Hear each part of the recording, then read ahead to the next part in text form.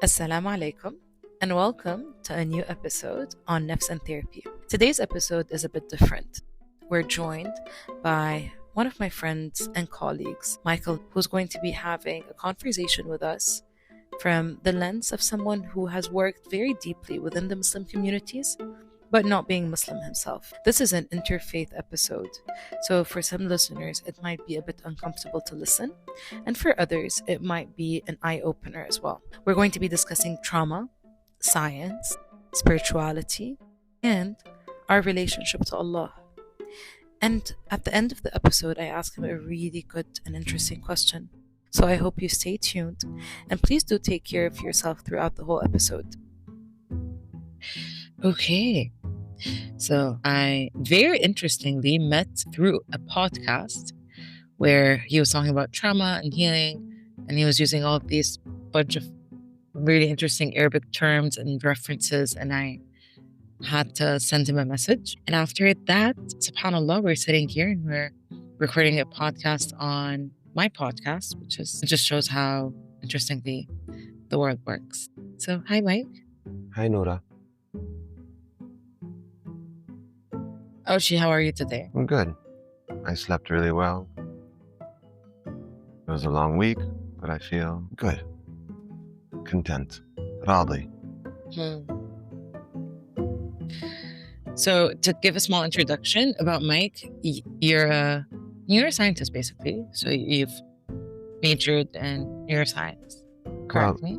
Interestingly, my undergraduate work was in international relations and Arabic, and then I did my graduate work in social cognition and neuroscience research. And you've worked for almost 13 years, so like to date in this part of the world, mental health, trauma, mainly working with people who were forcibly displaced for a very long time now. And I think, it's I don't think that's enough of an introduction because you're so much even more than that, just the credentials of your degrees.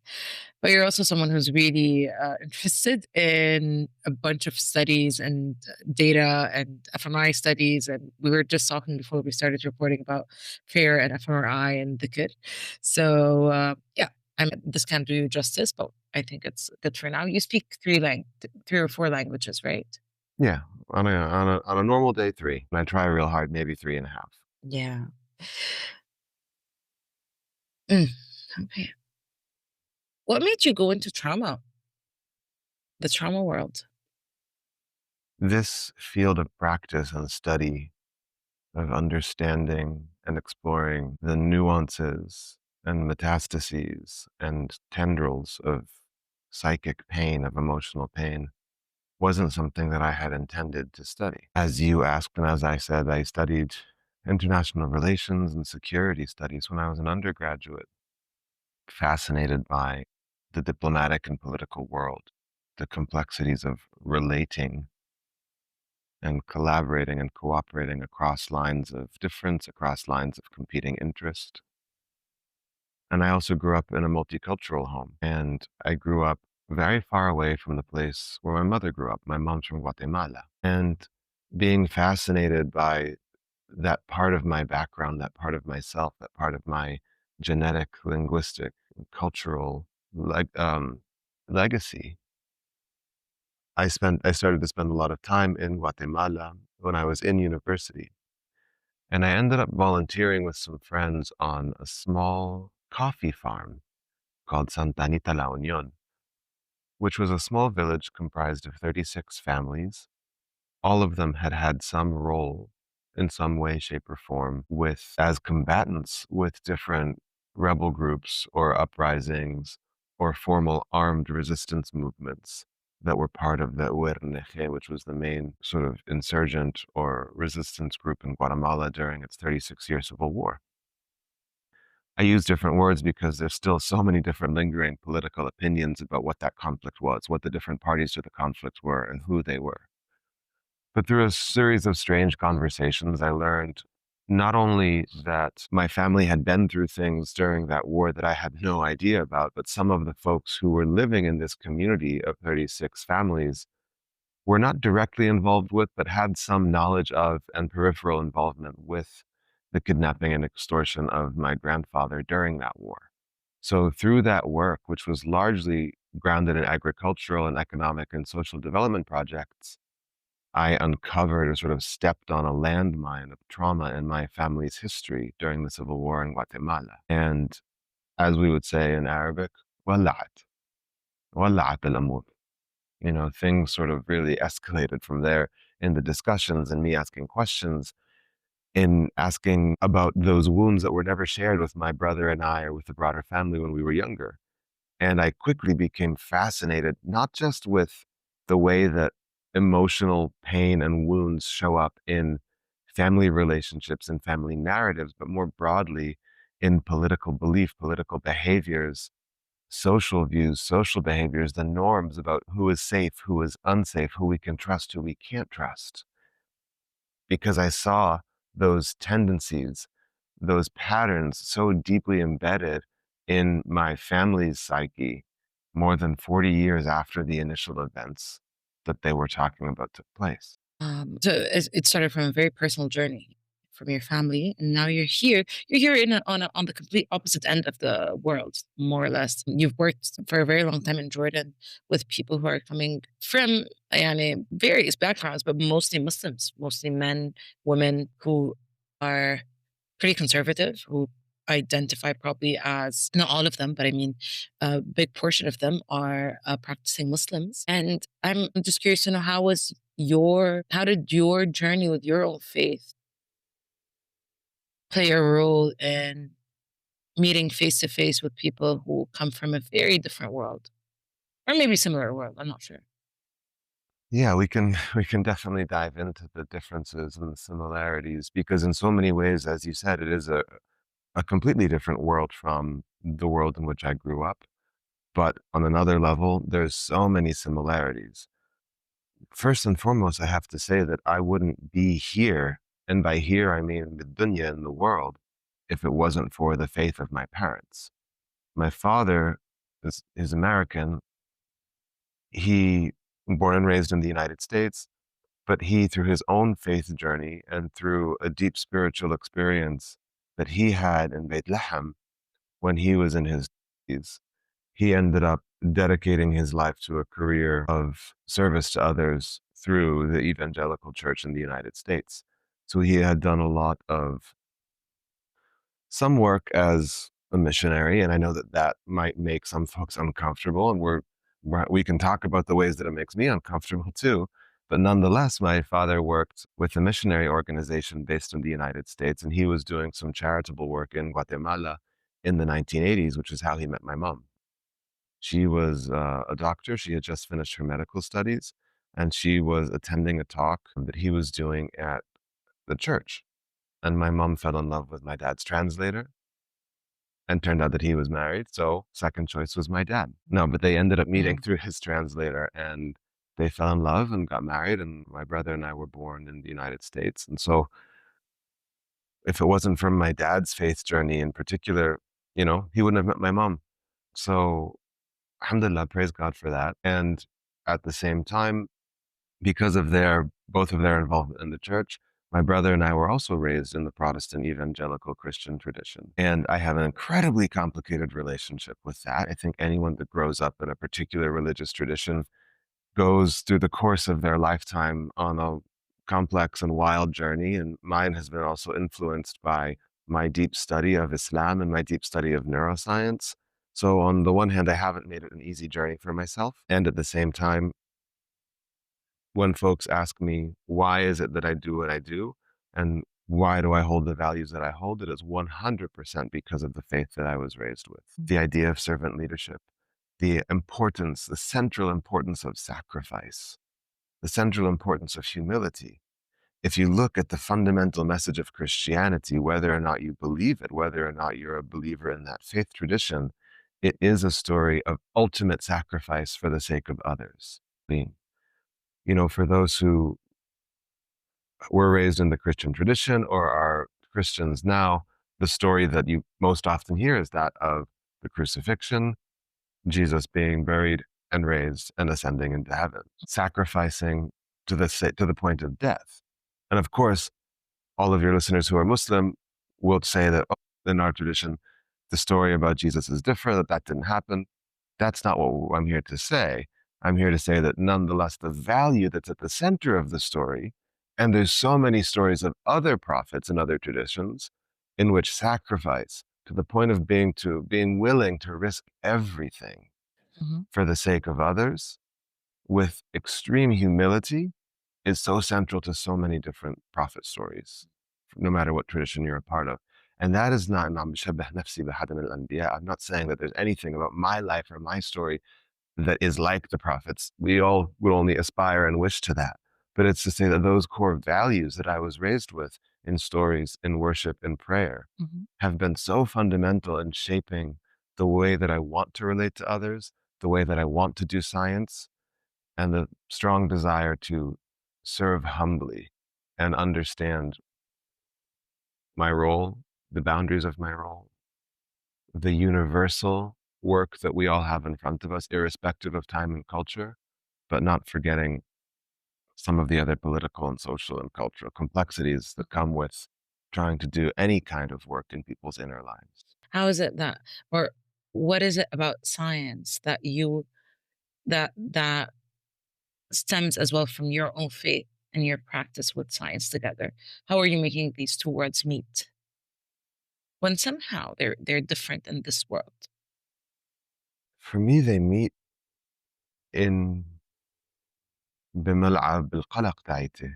Mm. They meet in the play, in the fields, in the cancha, as in Spanish. They meet on the pitch of my anxiety. I think that I grew up with an anxious mother, and she and my father gave me so many beautiful things throughout my life. But one of the other things that I think I might have inherited was also anxiety. And anxiety, by its very nature, prompts a lot of why questions. Mm. So if I attribute you know, my core desires and values to my faith, I attribute the way that those values manifest in research to my anxiety. So the faith gives me the values, and my anxiety has made me a good researcher because in my own life, in my own head, I generally try not to leave any stones unturned. I'm trying to make sure that I cover all the bases, that I understand the full extent of what not only is going on, what might happen. Anyone who deals with anxiety understands the lines of questioning that pop into our heads. Mm.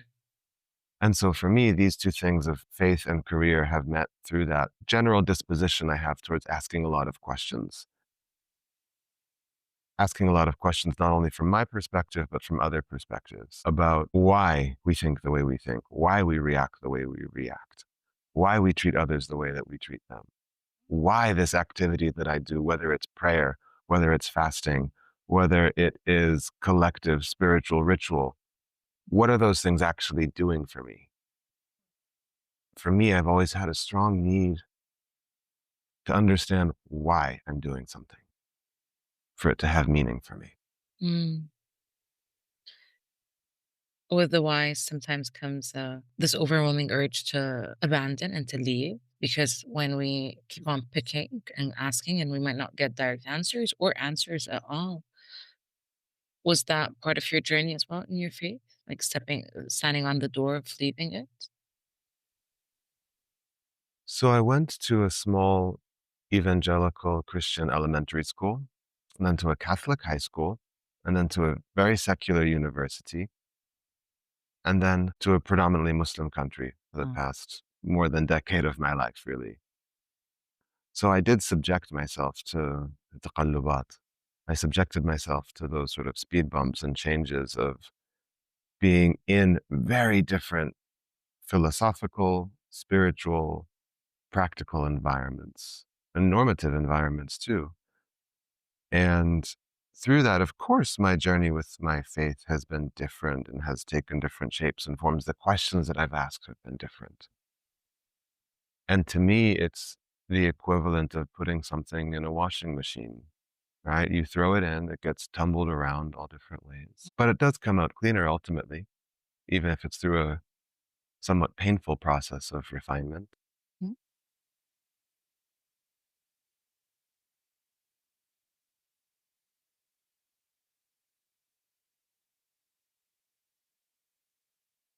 You asked a question that I didn't answer. I noticed. Not now, before. Which one? Working in an environment that is a world different than the world that I grew up in. Oh yeah, yeah. I was gonna get back to it in another way, but Okay, I'll just sit here. You take the lead. I'm yeah, not gonna. I'm gonna. But Pope, Okay. So yeah, bring me back. What was it like to work somewhere that's so different from what your own world? is that the question that you really want to ask? I have different ways of asking it, but one of them is, what's the question in your mind? Because your researcher mind sometimes can bring up some different rewritings. I'm actually more curious about the extent of your line of questioning. I want you to really go for it. I'll ask it differently. I want to know, how is it like for you to step in these spaces when you have your own wounds from your faith and your own strength points as well? Spaces that are not easy to be in any way, shape, or form without at least this maybe insinuation that you might be wrong or you might be doing something differently than others. And this is pretty common in this culture. Yeah. First, I want to know that you're stepping in the space, and then I want to ask about the space itself. As you're asking me that, there's two words that popped into my head. And as they came into my head, I saw them as sitting on a mizan, as sitting on a scale, those old scales of justice images, right? Where you put two objects of different weight and one side goes down and one side goes up. And this might be a little bit scandalous for some, but the two words that came into my head on those different sides of the scale were yaqeen and tawadu'. That strong desire of yaqeen, of certainty, and the role of tawadu'. Growing up in the evangelical church, there, of course, were conversations about certain theological positions, certain beliefs. But like in Islam or in pretty much any religion, I don't know anyone that is a believer in their faith tradition and also thinks that they're wrong, right? Everyone who is an adherent or a practitioner of a faith tradition thinks that to a certain extent, the things that they believe are correct, are right. Yeah. Like they could have questions or doubts, but the majority of the feeling is, yeah, I'm doing something great. Or my beliefs are right, my beliefs about God, about the afterlife, about whatever the question might be. Fundamentally, everyone is a believer in what they believe. One, because they were probably raised in that tradition, and two, because they think they're right about certain key important things, and many of those things having tremendous implications for al-akhirah, for the afterlife. And so that's where we have that strong role of the certainty of iman,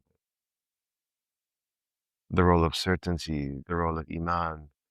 And in iman, in faith, comes the possibility and the frequent presence of doubt. And I think doubt surely is related to tawadu' in some way. It's related to humility in some way, right? And holding these two things of strong faith, of certainty, and of humility, holding those hand in hand with each other has been a complicated and delicate process for me, as I think it has been for so many others.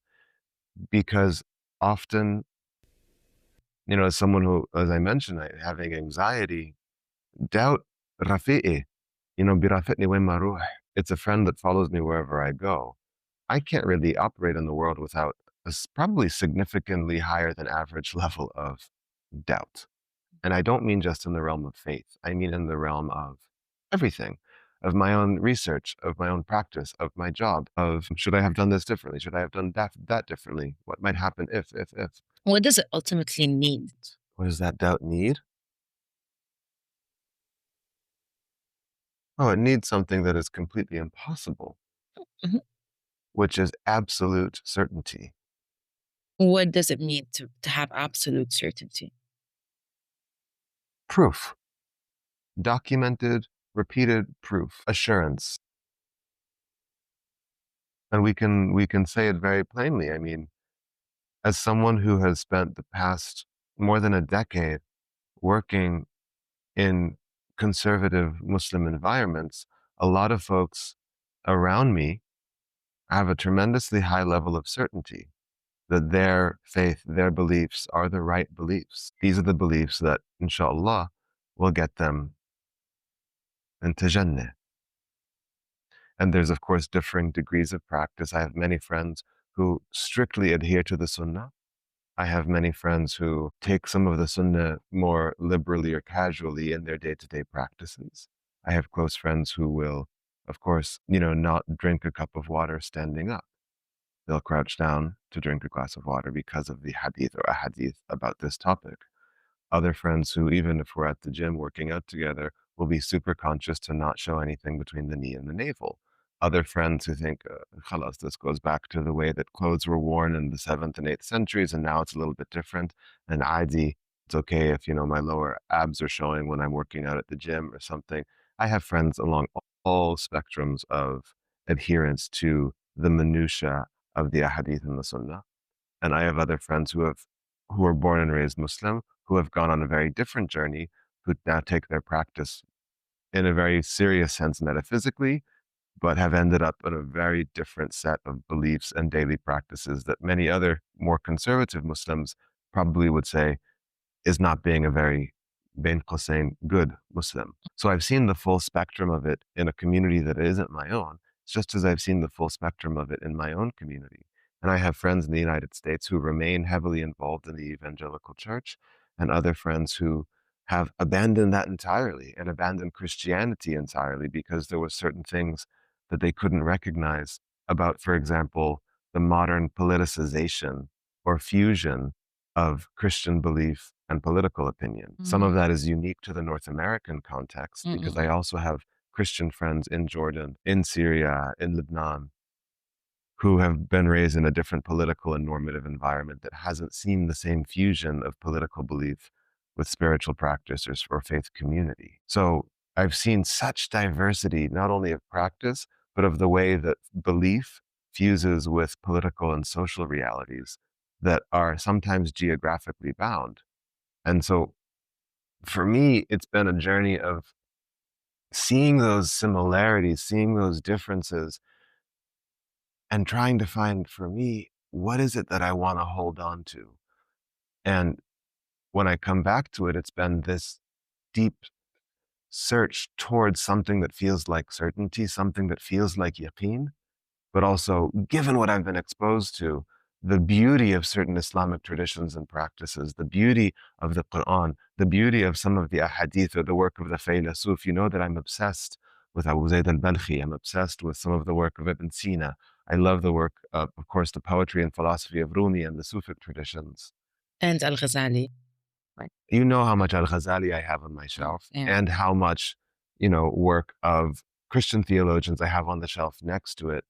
And it does feel overwhelming, Nora, to take in the depth of opinions, of what is it that's supposed to get us through this life and into heaven and the afterlife. And that line of questioning has also led me to study the origins of how we think about heaven and how we think about hell. So in my head, it looks like this beautiful and complex and terrifying and overwhelming map of the ways that humans have engaged with the belief in God and the practices that have shown up across different, zaman or amakan. That sounds like such a huge canvas that most people would probably have a small portion of it because of their exposure to what they know and what they stick with. And okay, that's what I want to be with. And you've probably tried different as well ways of practicing, whether it was prayer. I think you've done Ramadan sometimes, and even you've done some like extreme Muslim things like I've done so many days of the i'tikaf at the end of Ramadan with a friend. Yeah, which are things that are like more or less pretty advanced or pretty extra. What I'm trying here to say or to ask is, staying in that fusion of yours, do you find your place in the world? There's many answers to that, Noura. Our place in the world. What do you mean by that? Give me words in different languages. You know I love words. You know I love diqqa, I precision know. of words. What did you make meaning of Don't gestalt me. it? um, from the conversation so far, we've went from North America to Guatemala to Jordan to this part of the and I saw like these movements and physical movements and internal movements as well, with things expanding and coming closer, and sometimes having certainty and sometimes not. And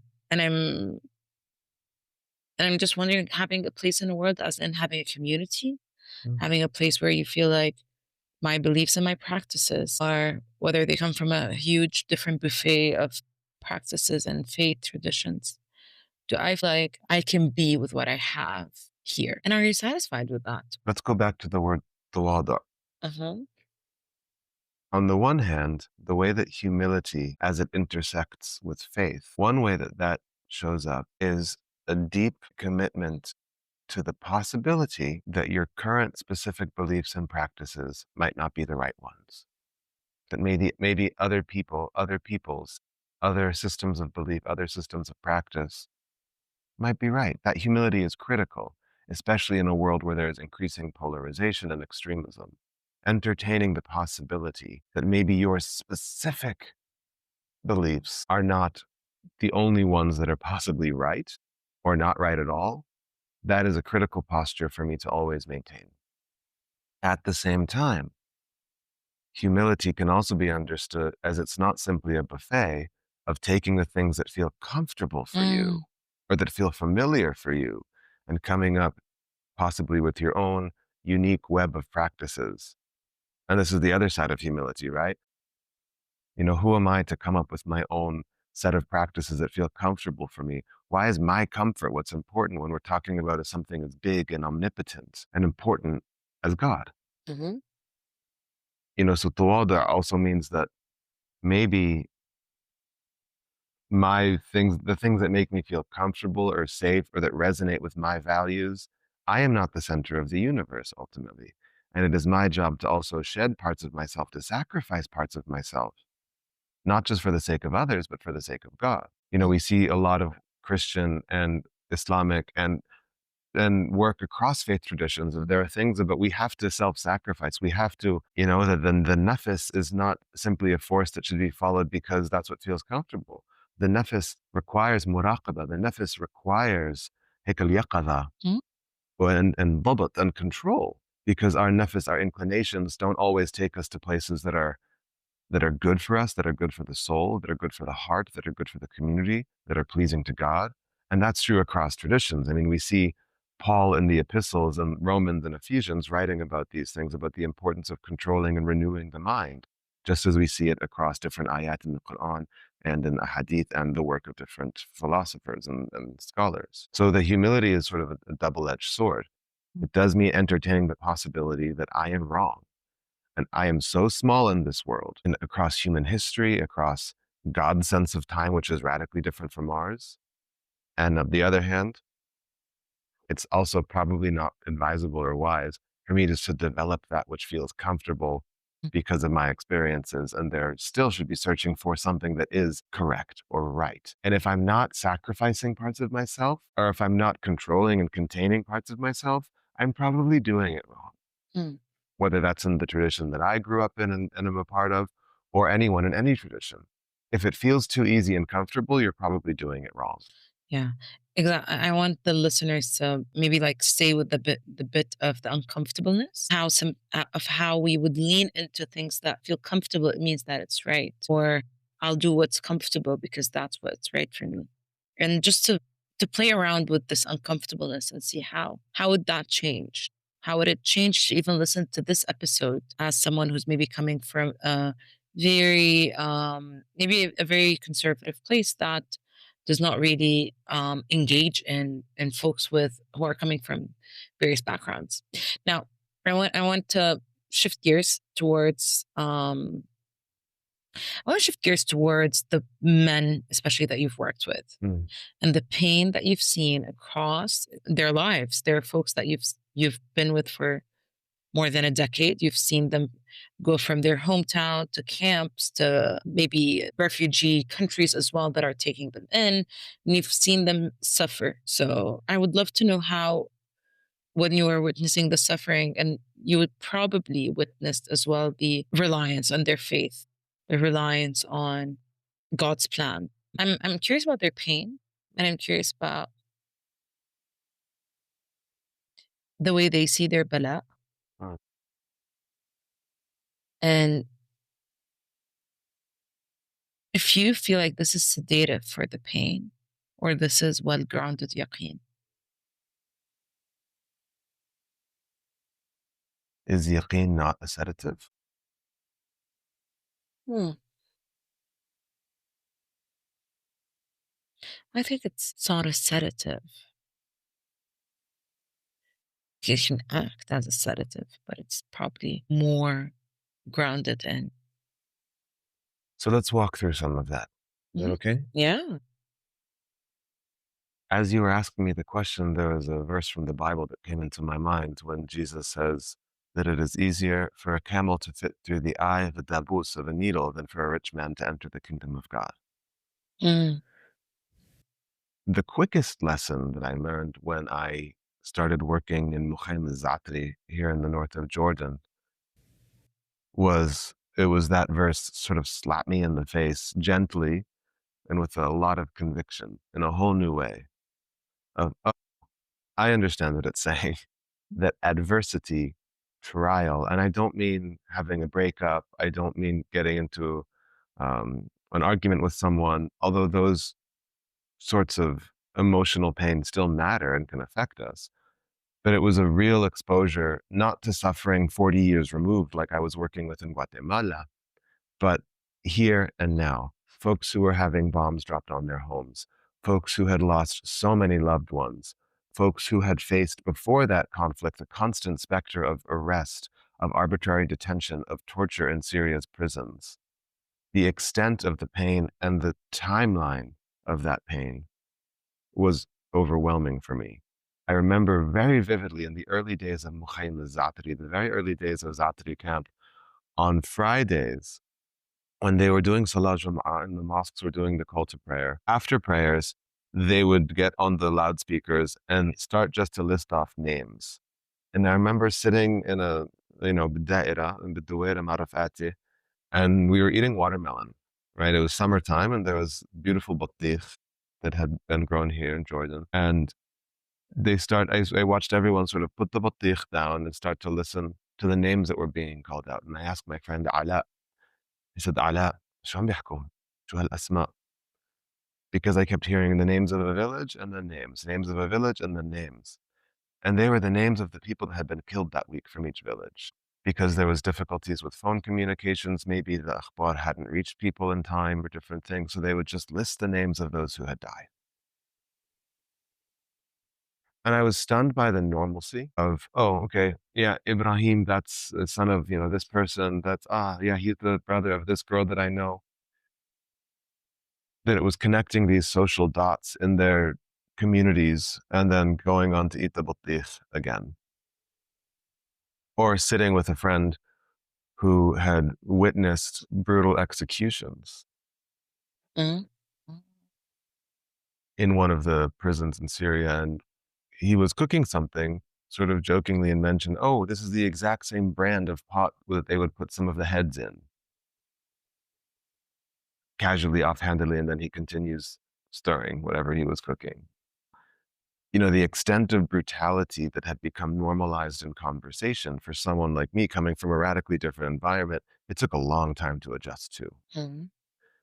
And I'm not sure that it's something that I think is advisable to adjust oneself to or to become accustomed to, because I think it's healthy that we collectively always maintain a healthy disgust and a deep, immediate reaction of being shocked when we hear the extent of human brutality. And I'm not suggesting that that brutality is unique in the context of Syria's war, but there are unique stories of brutality that I'm sure have happened in other places, but this is the places and time in which I heard it, the conflict for which those lessons became very visceral and commonplace for me. And I didn't have any good answers as someone who had at that time not so much qualifications, but a passing interest in trauma. Of course, those conversations solidified my interest in trauma, but opened up whole new questions around, is this normal? Is talking about it this way something that is more a product of dissociation versus of integrating into a meaning-making framework? And that's the big question for me.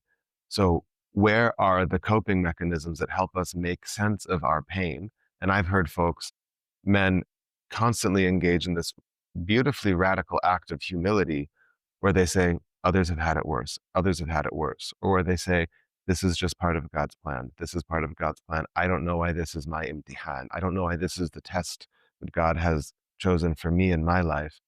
But they have a, like a tahaddi, a challenge between them and themselves to not let it disturb them from their path that they're on, from their faith. Mm-hmm. And I've asked time and time again, how has this altered your relationship with God? What are the questions that you want to ask God? If you could, and then they'll say, astaghfirullah. I said, if you could scream at God, whatever questions are sitting within you, what would they be? And so many of them will say, alhamdulillah, I have no questions. What's written for me is written for me. Now, is that the truth of what they're thinking and feeling? Or is there so much accumulated social and cultural pressure to constantly maintain that exclusively alhamdulillah posture? I don't know. And I don't think I'll ever know in each case. And I have had those conversations with folks who are mad, who do have those moments of, why me? Isn't this enough? And I've heard them say through tears, Allah, make it be someone else's turn, please. There's people around the world who are living beautiful lives with no disturbances, where they can buy whatever they want, whenever they want. They can travel wherever they want, whenever they want. They don't go through tahqiq at every single airport that they go through. And they're waiting for it to be someone else's turn. Is that doubt, or is that simply a reasonable expression of the way that injustice is distributed in our world, the way that some communities and some people have to bear the brunt of injustices and traumas way more than others? And within that, some communities have way more recognition about the traumas that they and their peoples have endured than others. And these things, of course, are deeply political. Depends on who the zalim is, who the perceived oppressor is. Is it an international entity? Are they like us? Is it from us? And in some ways, in Syria, because it was an internal conflict in many ways, some of these questions and these struggles are sort of kept under wraps because there wasn't, before the involvement of Russia and Iran and different actors and the, different support for the Kurdish troops in the northeast, et cetera, and Turkish support and what we see now after December 8th of last year. But in many ways, it was an internal conflict when there wasn't a clear international force or an occupier or this or that in the way that the conflict was discussed. So it was, after a couple of years, the world got bored of Syrian suffering. And so it was also that idea of it having to be quiet, of no one recognizing it, of begging for attention because your unique brand of suffering became boring for the world that moved on to other things. Not that it's the world's responsibility to deal with an internal armed conflict. Mm-hmm. And of course, there's all sorts of other political questions and about should other countries be involved in other countries' conflicts, et cetera, et cetera. But absolutely, to watch the pain of so many men. I mean, in Spanish, we have an expression that says, cada cabeza es un mundo, of every head is its own world. Mm-hmm. We would need 10 podcasts just to get into the details, visceral and psychological, of the traumas of one individual man that I've worked with. And I've worked with dozens. And I don't know how to do justice rhetorically or practically to honor what they have gone through. I think it needs to be shared. I think that I am not going to use the word resilience, Noura. And you know why I won't, because no child wants to be resilient when they grow up. No child wants to have to be nadan or salaba or mana'a nafsiyya. Pick whatever word you want to use in Arabic. To me, they're all bullshit. Mm-mm. I guess I can't swear on a religious podcast. But what I mean to say is that what all of these men want is to feel safe in their bodies, in the world, and their families. And that pursuit of safety, absolutely part of that pursuit brings them to rely on their faith, on investing what feels like putting Shalalat Niagara the masasa, right, of trying to put Niagara Falls through a straw. And that straw where that pain, all of that bahr, that well of pain gets put through and filtered and put under pressure is in their prayer and in their religious practice. Mm-hmm. And that's important and it's vital for them. And I think in their belief in an afterlife, that probably does play like a buffer between, okay, what I'm experiencing right now, it's as if like I'm telling myself that after a couple of years when I'm no longer here, I will be rewarded for the suffering that I have suffered. So it doesn't feel like it's in vain. And this is, I think, the road of the yaqeen, that knowing that there's no way that God will not reward me for, or at least recognize, reward, see what I've done in this life and what I've endured. And I still prayed, and I still went to the masjid, and I heard the names of the people who passed away. I mean, showing like it, as a Muslim, it fascinates me, this showing up, even when extreme atrocities are being committed. Just the fact that you're showing up, that you're still saying that I don't understand what's going on. This is not fair. Obviously, this is horrible. And I still want to be with you. Want is one word we can use. There's want, there's wajib, obligation, there's culture, there's norms, there's social pressure, there's all sorts of things that can be true at the same time. And none of that is to diminish the choice making. But if I was putting on a totally secular hat and we're looking at this through the lens of trauma, trauma-informed practice, and trauma recovery and coping, let's look through a little bit what that faith and the practices related to their faith are doing. On the one hand, both their belief system, including a belief in an afterlife, is a tremendously powerful thing for meaning making, for making meaning and sense of the world that they live in, of suffering, of what suffering is as imtihan, and also of the importance of an afterlife. If there is something that if I endure, and if I endure in a certain way and don't lose a core part of myself, meaning their faith, that they will be rewarded. I mean, it is one of the most powerful forces for meaning making is spiritual belief and practice. And meaning making is critical in all forms and all protocols used for trauma recovery. So absolutely, it's important to rely on this deeply culturally ascribed and culturally sanctioned system of belief. Another thing that I see is Salat Jama'ah. It's collective. It is collective ritual. There are all sorts of secular and non-secular practitioners that have a renewed interest in the past 5 or 7 years in the role of ritual in trauma healing. There's entire practice communities and entire research initiatives just looking at the role of ritual and some of the ways in which collective ritual has been lost in certain countries and communities. And yet Friday prayers, Ramadan, Iftarat Ramadan, other days or festivals that have gatherings, these are rituals that are prescribed for folks in Islam. And so the preservation of their faith and their traditions offers many, many collective rituals that now certain communities that have lost their collective rituals are seeking. It also is community. Community we know is a fundamentally important part of trauma recovery, the rebuilding of safe community.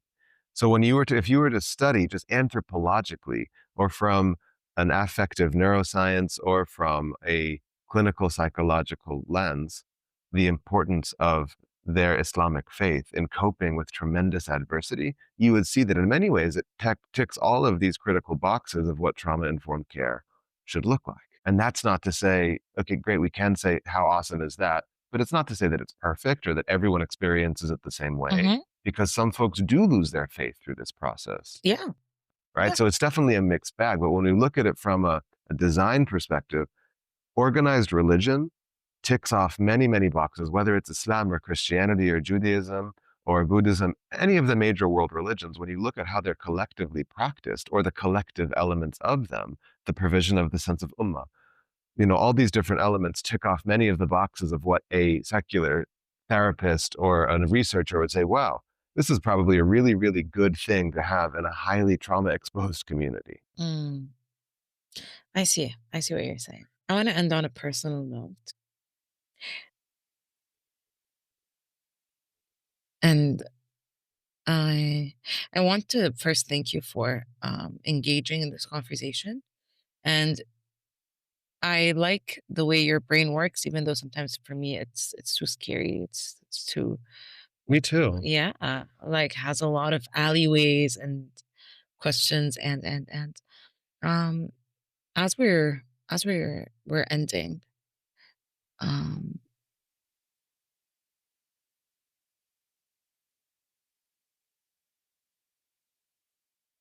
how would you know that you're doing the right thing? Where with your work, with your faith?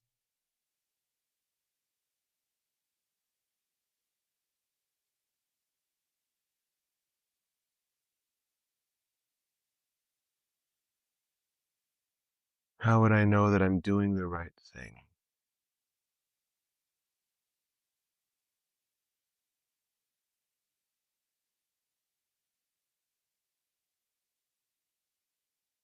I think I've mentioned a lot of the internal postures that I feel are important, the different faces of humility. And if I was going to be really specific, or what are those critical reminders or those critical, let's call them tests for myself? Am I on what I think is the right path? There's a few things that I would think of. One,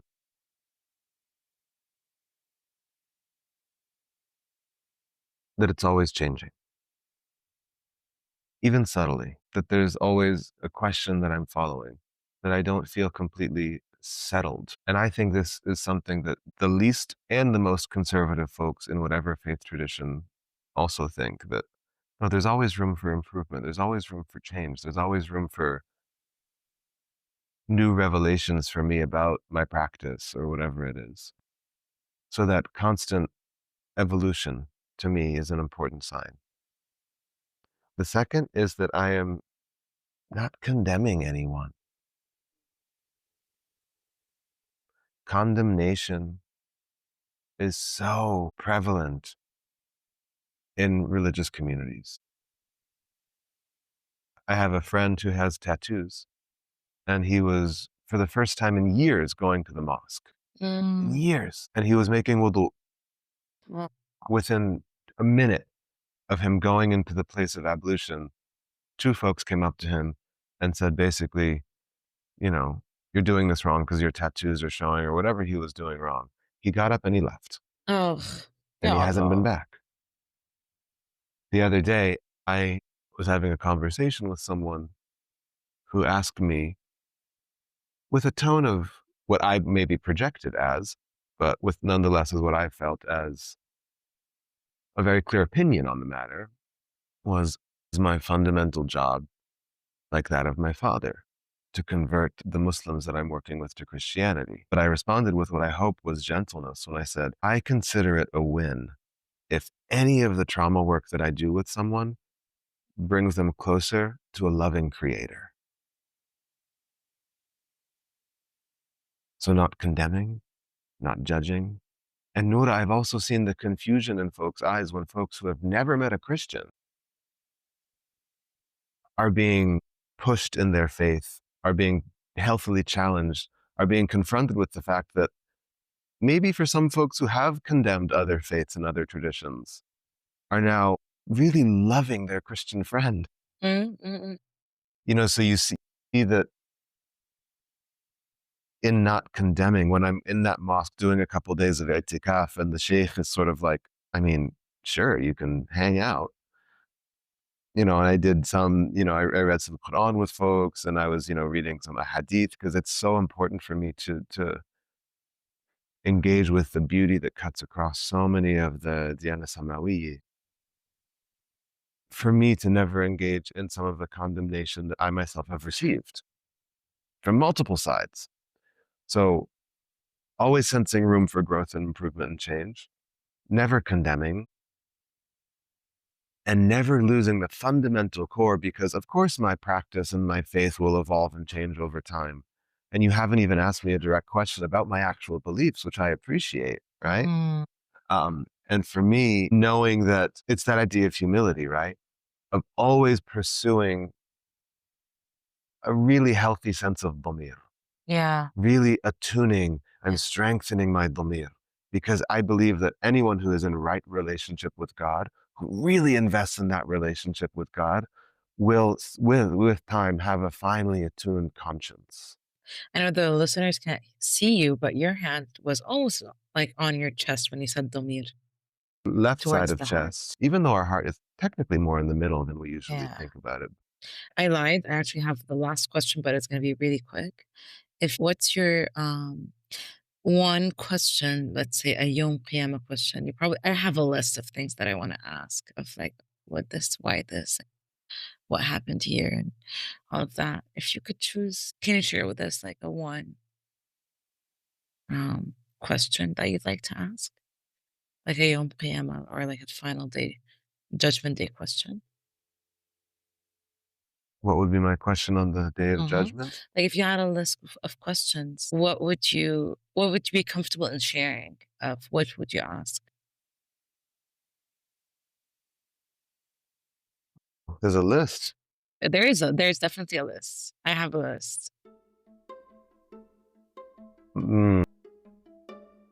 I don't know how I feel about that question. If it's No, uncomfortable, you can drop it. Meaning that there's so many different ones, and I feel that they all are interesting.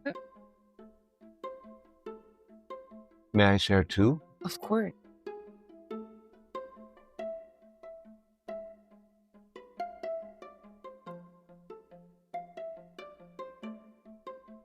I want to ask, why the anxiety? Why was that the thing you gave me? Why was that my burden and my gift? And the second question is, did I use that gift right? Because for me, intense, ceaseless questioning has been so beneficial for my science and for helping me fall so deeply in love with my friends and my community here and elsewhere. And it's also been a source of tremendous pain and uncertainty and confusion in my spiritual practice. And I want to know if I used it right.